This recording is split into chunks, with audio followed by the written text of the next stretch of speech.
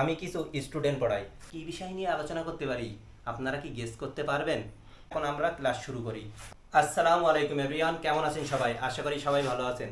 আমি এসকে রিমন, আমি চলে আসলাম নতুন একটি ভিডিও নিয়ে। আপনারা এই যে এখানে দেখতে পাচ্ছেন রিমন প্রাইভেট কেয়ার, আর আমি কিছু স্টুডেন্ট পড়াই। Class 3, class 4, class 6, class 7, class 8, class 9, class 10 এবং ক্লাস এসএসসির বেশ কিছু স্টুডেন্ট আমার কাছে পড়ে। তো তাদের সুবিধার জন্য আজকে আমি কিছু বিষয় নিয়ে আলোচনা করব। তো কি বিষয় নিয়ে আলোচনা করতে পারি আপনারা কি গেস করতে পারবেন? পারবেন না তো বলে দিই, আজকে আমাদের টপিক হলো টেন্স। যেহেতু আমার অনেকগুলো শিট আছে, এই শিটগুলো আমি স্টুডেন্টদের দিয়ে রাখি, তো তারা তো পড়ে। পাশাপাশি আমি একটা পরিকল্পনা করেছি, আমার এই ভিডিওগুলো আমার ফেসবুক পেজে, ইউটিউব চ্যানেলেও কিন্তু আপলোড দেওয়া হবে। টেন্স নিয়ে আলোচনা করব, আর টেন্সের ভিডিওটি 3টা পার্টে আপলোড দেওয়া হবে। আর বেশি কথা বলবো না, এখন আমরা ক্লাস শুরু করি। আমরা লিখে ফেলি টেন্স। আর হ্যাঁ, আমার হাতে লেখা কিন্তু খুব একটা ভালো না। টেন্স শব্দের অর্থ হলো কাল। ভার্বের কার্য সম্পাদনের সময় বা কালকে টেন্স বলে, বা এক কথায় ক্রিয়ার কালকে টেন্স বলে। আর টেন্স কয় প্রকার? টেন্স 3 প্রকার: present tense, past tense, future tense.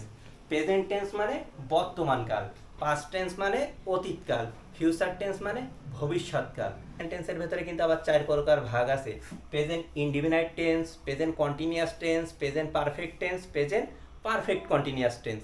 সেই ক্ষেত্রে আবার পাস্ট টেন্সের ক্ষেত্রে past indefinite, past continuous, past perfect, past perfect continuous tense. আবার ফিউচার টেন্সের ক্ষেত্রে আবার ভাগ রয়েছে: future indefinite tense, future continuous tense, future perfect tense, future perfect continuous tense. Present indefinite টেন্সের ক্ষেত্রে আমরা একটা উদাহরণ দেই দর্শক, হি রিডস এ বুক। এই যে দর্শক আপনারা দেখতে পাচ্ছেন আমি লিখছি হি রিডস এ বুক। এই ক্ষেত্রে আমরা এবারে স্ট্রাকচারটা আপনাদেরকে বলবো। কিভাবে বলবো?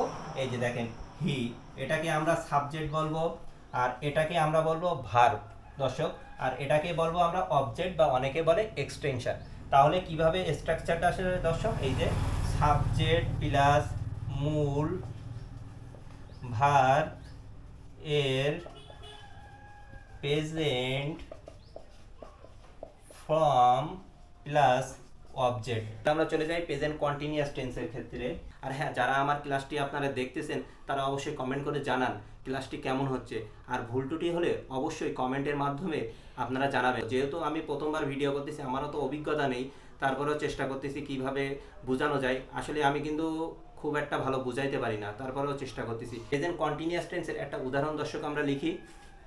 কি লেখা যায়? হি is reading a book. Structure, এর স্ট্রাকচারটা আমরা কিভাবে লিখি আপনাদেরকে আমরা একটু দেখাই। হি হি মানে হলো দর্শক, এটা হলো সাবজেক্ট, আর এই যে আমরা ইজ লিখলাম, তাহলে এর স্ট্রাকচার অনুযায়ী আসবে এম ইজ আর প্লাস। এইবার দর্শক মূল ভার্বের প্রেজেন্ট ফর্মের সাথে আইএনজি প্লাস অবজেক্ট।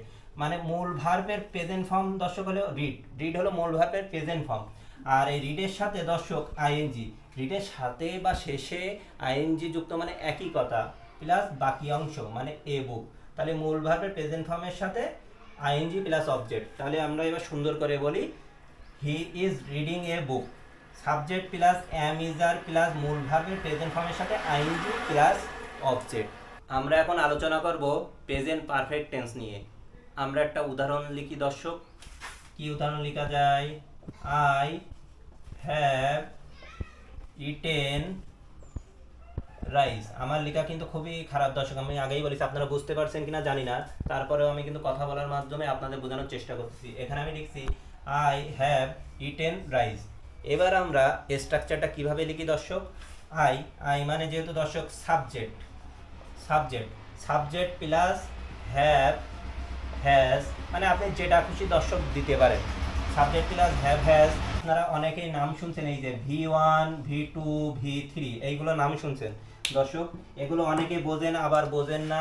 সেই ক্ষেত্রে ধরেন ইট, এট, ইটেন এরকম আছে দর্শক। আমাদের মার্কারে কিন্তু কালি খুব একটা করতেছে না, তারপরে আমি আপনাদের বোঝানোর চেষ্টা করতেছি। পাস্ট পার্টিসিপল বসবে, সেই ক্ষেত্রে এই পাস্ট পার্টিসিপল হলো ইটেন, প্লাস এই রাইস যেটা দেখতে পাচ্ছেন না দর্শক, এটা হলো অবজেক্ট বা বাকি অংশ। তাহলে আমরা একটু শুরু থেকে আলোচনা করি। আই হ্যাভ ইটেন রাইস, আর এর স্ট্রাকচার হলো subject plus have has plus মূল ভার্বের পাস্ট পার্টিসিপল প্লাস অবজেক্ট। তো মূল ভার্বের পাস্ট পার্টিসিপলকে দর্শক আমরা V3 লিখলাম, প্লাস দর্শক এক্সটেনশন বা অবজেক্ট যেটা খুশি আপনারা লিখতে পারেন। এখন আর বেশি কথা বলবো না, আমরা এবার চলে যাব প্রেজেন্ট পারফেক্ট কন্টিনিউয়াস টেন্সে। তো আমরা একটা উদাহরণ লিখি দর্শক, they have been playing cricket for 2 hours. আচ্ছা, এখানে যেহেতু আমরা লিখলাম they have been playing cricket for 2 hours, এবার আমরা স্ট্রাকচারটা লিখি দর্শক, দে মানে সাবজেক্ট প্লাস হ্যাভ বিন বা হ্যাজ বিন, দর্শক আপনারা যেটা খুশি দিতে পারেন, হ্যাভ বিন বা হ্যাজ বিন। আচ্ছা, আমরা একটু নিচের দিকে লিখলাম।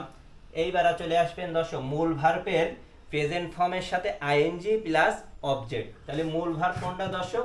এই যে মূল ভার্বের এই যে প্রেজেন্ট ফর্ম পেলে, পেলের সাথে বা শেষে আইএনজি প্লাস অবজেক্ট। অবজেক্ট মানে কি দর্শক? এই যে ক্রিকেট ফর 2 আওয়ার্স।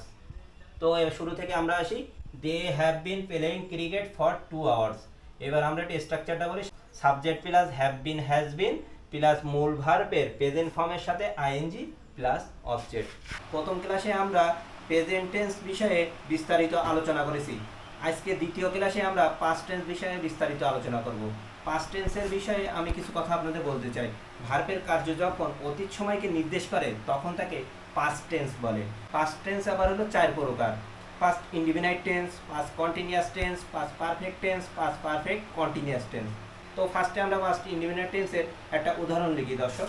তো এই যে দেখেন, আই ওয়েন্ট টু স্কুল।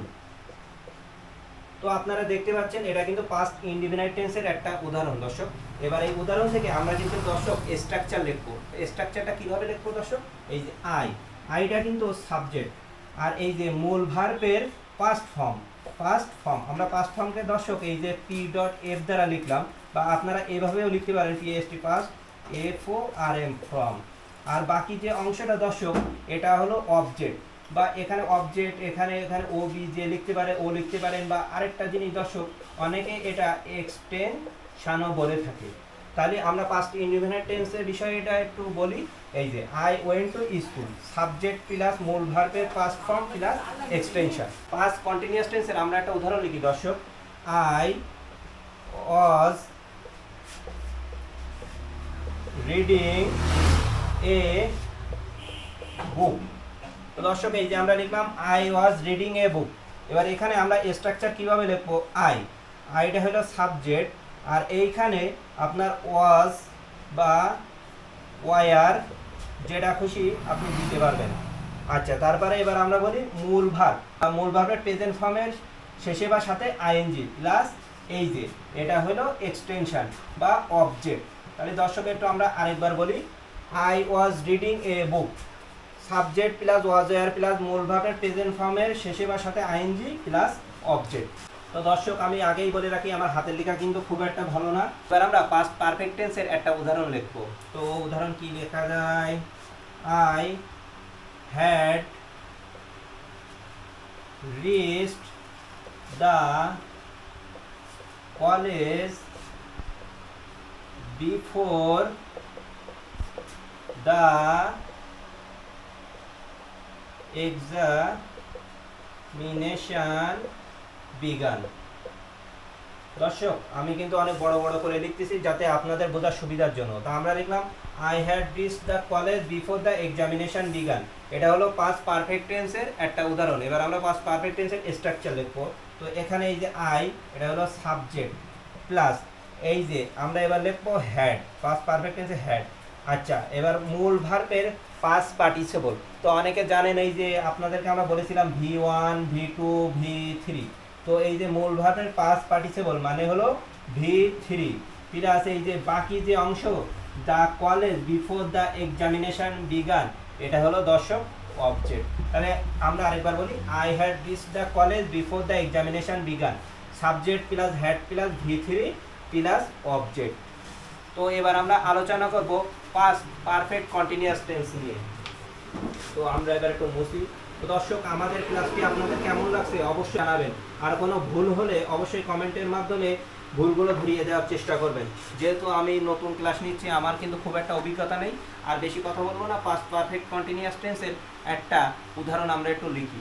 কি উদাহরণ লেখা যায়? I had been reading for 2 hours. দর্শক, আমি কিন্তু মুখস্থ লিখতেছি না, এগুলো জাস্ট মানে বুঝে বুঝে লেখার চেষ্টা করতেছি। আমি সবসময় চেষ্টা করি সহজ কিছু লেখার। তো আমরা লিখলাম I had been reading for 2 hours. আচ্ছা, এখান থেকে আমরা স্ট্রাকচারটা কিভাবে লিখতে পারি?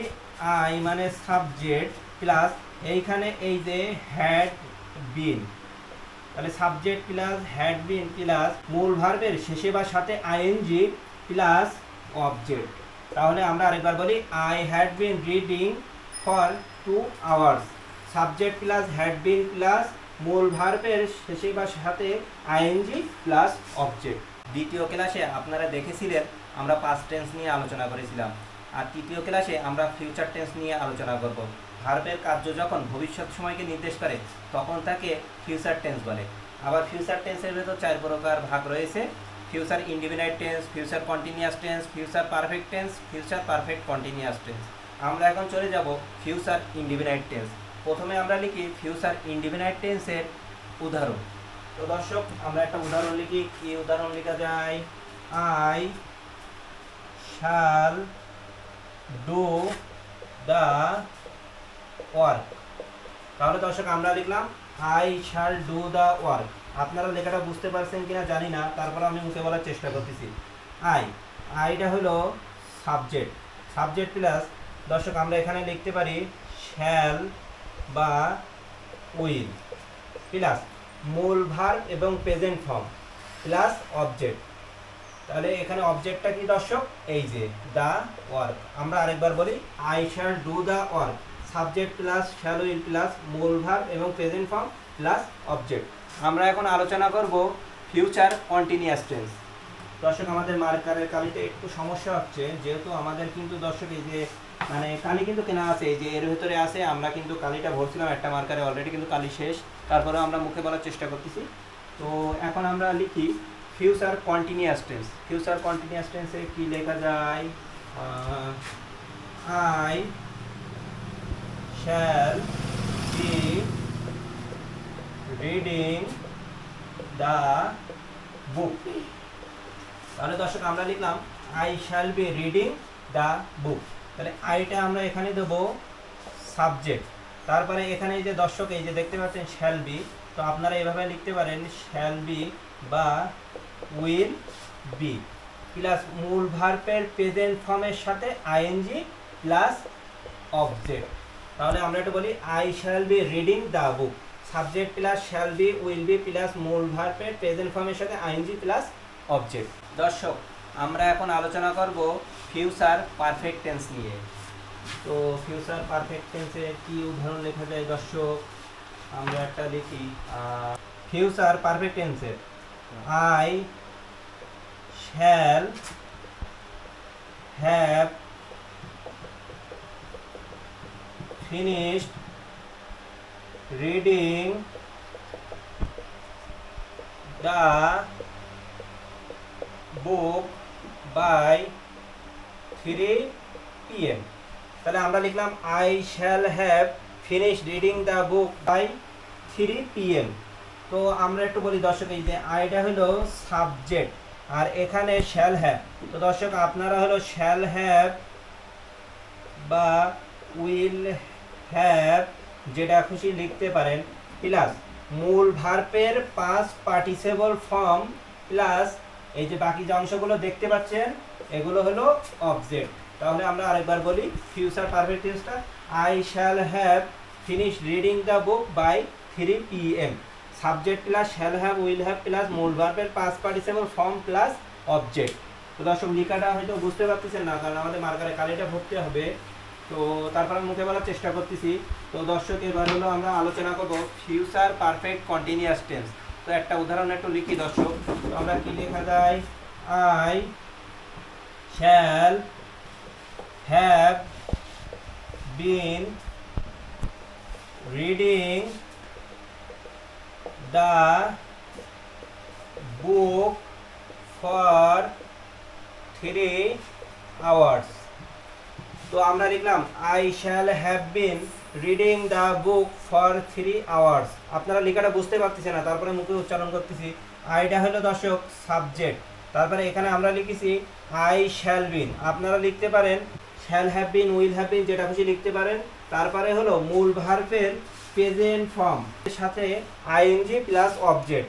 I shall have been reading the book for 3 hours, subject plus shall have been, will have been plus মূল ভার্বের সাথে আইএনজি প্লাস অবজেক্ট। দর্শক, আজকের ক্লাসটি এই পর্যন্ত। আর আজকের ক্লাসের মাধ্যমে টেন্সের বিষয়ে আপনাদেরকে বিস্তারিত আমি ধারণা দেওয়ার চেষ্টা করেছি। কতটুকু পেরেছি দর্শক আপনারা কমেন্ট করে জানাবেন।